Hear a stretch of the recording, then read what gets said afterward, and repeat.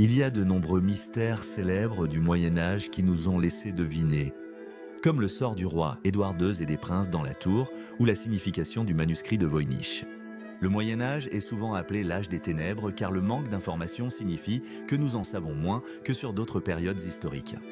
Les historiens ont du mal à savoir comment ou pourquoi les événements médiévaux se sont produits, et ce manque d'informations est l'ingrédient parfait pour concocter une théorie du complot et laisser libre cours à notre imagination. Le Moyen-Âge était également une époque dure, difficile, une époque où la mort était omniprésente avec des guerres sans fin, des persécutions religieuses, des croisades et une pandémie qui a probablement éliminé jusqu'à 50 millions de personnes dans le monde, peut-être 50% de la population européenne.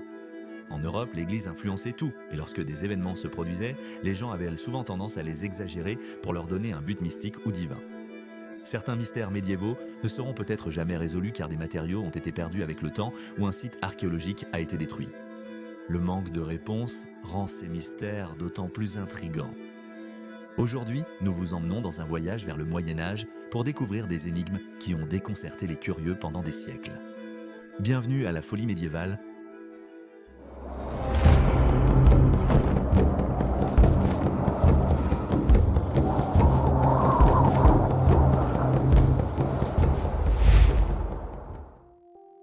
Le livre perdu, c'était le texte le plus extraordinaire, supposément l'un des récits de voyage les plus importants que nous n'avons jamais vus. Mais que contenait l'Inventio Fortunata ? On dit qu'il a été écrit au XIVe siècle par un frère franciscain d'Oxford en Angleterre. Dans les années 1360, le frère a effectué environ 6 voyages dans la région de l'Atlantique Nord pour le roi Édouard III. Lors de son premier voyage, il est allé vers le nord et a décrit ses découvertes. Il est allé dans le cercle arctique, au-delà de l'Islande et du Groenland, et a peut-être même atteint Markland sur la côte canadienne. Malheureusement, au moment où les explorateurs ont cherché l'œuvre dans les années 40, l'Inventio avait disparu. Alors comment savons-nous que le livre a même jamais existé ? Eh bien, il est mentionné dans d'autres écrits. L'Itinerarium, écrit par un voyageur brabançon de Den Bosch en Hollande, a résumé le premier texte. Son résumé a servi de base pour les régions arctiques sur de nombreuses cartes.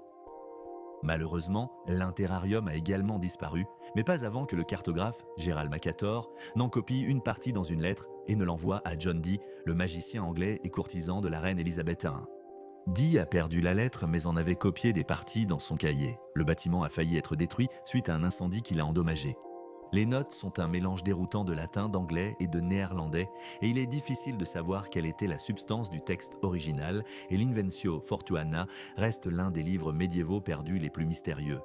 En 1956, une lettre a été trouvée dans une archive espagnole de l'homme d'affaires anglais John Day au seigneur le plus magnifique et le plus digne, le seigneur grand amiral que nous pouvons supposer être Christophe Colomb.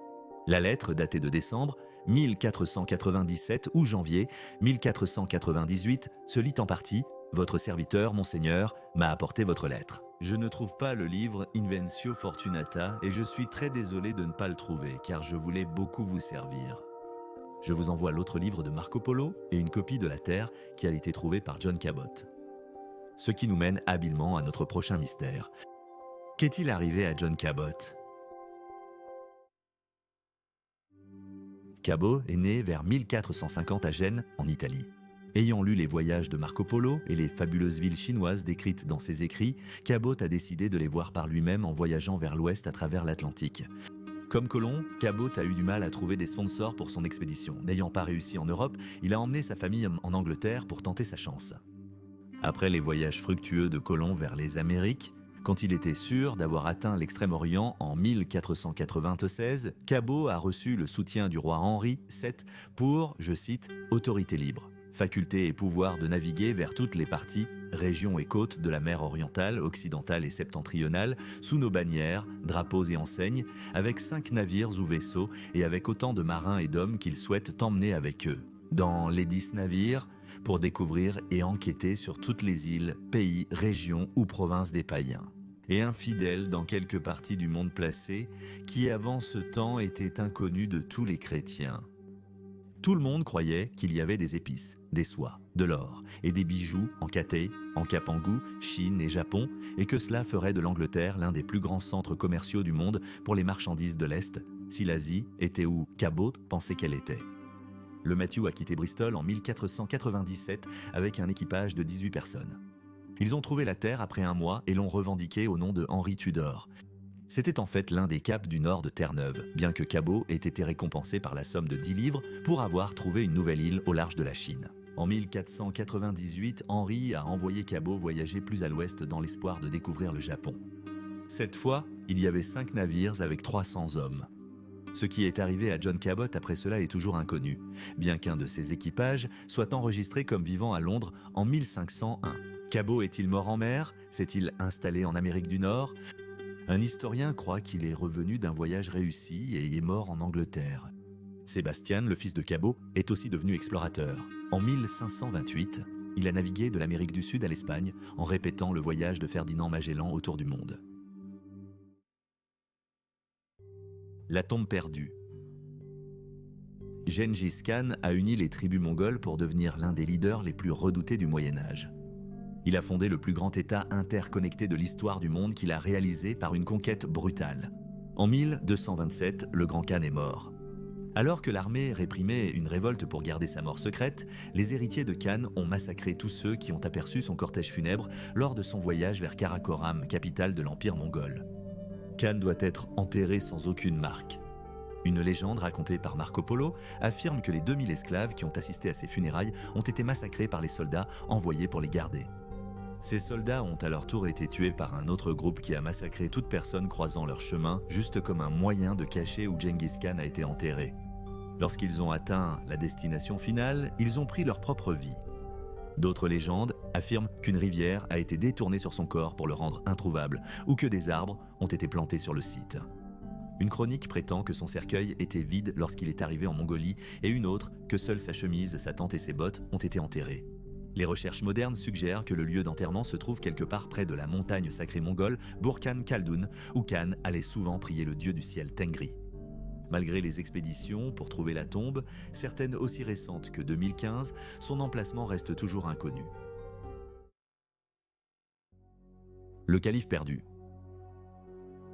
Abu Ali al-Mansour est né au Caire en l'an 375 du calendrier musulman, soit 985 après J.G. Yassé. Lorsqu'il est devenu plus tard imam calife du califat fatimide à l'âge de 11 ans, il était le premier dirigeant fatimide né en Égypte.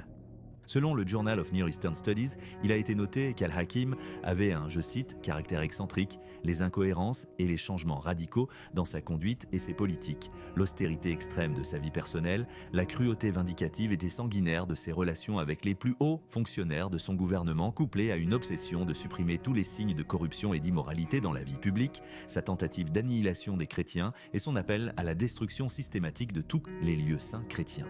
Au Moyen-Orient, culminant avec la destruction de l'église la plus sacrée du Saint-Sépulcre à Jérusalem, tout cela a contribué à contraster fortement son règne avec celui de tous ses prédécesseurs et successeurs, et en effet de tout dirigeant musulman.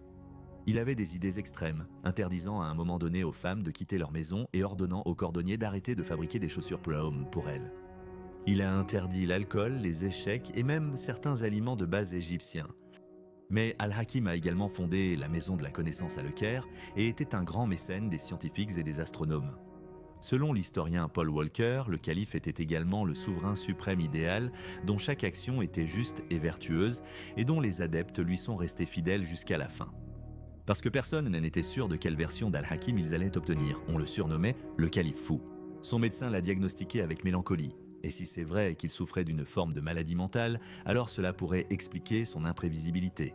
Le 27e jour du mois islamique de Shawwal, en l'an 411 AH, ou le lundi 13 février 1021, avait commencé comme n'importe quel autre jour. Le calife Al-Hakim est sorti de son palais en compagnie de 2 palefreniers. Ils ont traversé les portes sud du Caire et se sont dirigés vers les contreforts, le plateau de Makatam à l'est et le fleuve Nil à l'ouest. Sortir dans l'obscurité était devenu une véritable obsession pour Al-Hakim car c'était pour lui une occasion de méditer. Cependant, le calife n'est jamais revenu. Seul son cheval et ses vêtements tachés de sang ont été retrouvés. L'homme s'était fait de nombreux ennemis et sa destruction du Saint-Sépulcre était considérée comme un facteur contribuant au début des croisades. Sa disparition à l'âge de 35 ans reste un mystère. L'origine perdue. Dans le Nouveau Testament de la Bible, l'évangile de saint Matthieu raconte l'histoire de Joseph d'Arimathie qui enveloppe le corps de Jésus dans un linceul et le place dans un tombeau. En 1354, un linceul portant l'image faible de l'avant et de l'arrière d'un homme est apparu à l'église de Lury, un village du centre-nord de la France. En 1453, la maison royale italienne de Savoie l'a acquis et l'a déplacé à Turin, leur nouvelle capitale, en 1578. Depuis, il est conservé dans la chapelle du Saint-Suaire. Le suaire porte l'image d'un homme émacié entre 5,7 et 6 pieds de haut, avec des marques d'épines sur la tête, des lacérations sur le dos et des ecchymoses sur les épaules. En d'autres termes, tous les détails correspondent au récit biblique de la souffrance de Jésus avant et pendant sa crucifixion. Ainsi, le suaire est dit être le sien et a été vénéré comme tel pendant des centaines d'années. Mais en 1988, la datation au radiocarbone a conclu que le tissu provenait entre 1260 et 1390 après Jésus-Christ et que le suaire était en fait une contrefaçon médiévale. Un expert a affirmé que l'image et les taches de sang étaient le fait de pigments facilement disponibles au Moyen-Âge. Toutefois, les essais de reproduction de l'image avec les techniques de l'époque ont tous échoué. En 2024, de nouvelles techniques ont conclu qu'un fragment du tissu pourrait avoir environ 2000 ans, le datant donc à l'époque du Christ, pensant qu'il aurait pu être contaminé pendant le Moyen-Âge car il a été touché par d'innombrables personnes lors de cérémonies religieuses. Qu'il s'agisse d'une contrefaçon médiévale ou de la véritable relique, le mystère du suaire de Turin perdure. Merci d'avoir regardé cet épisode de Folie médiévale. Abonnez-vous si vous aimez ces vidéos, on se retrouve la semaine prochaine pour une nouvelle vidéo. En attendant, je vous souhaite à tous une très belle semaine.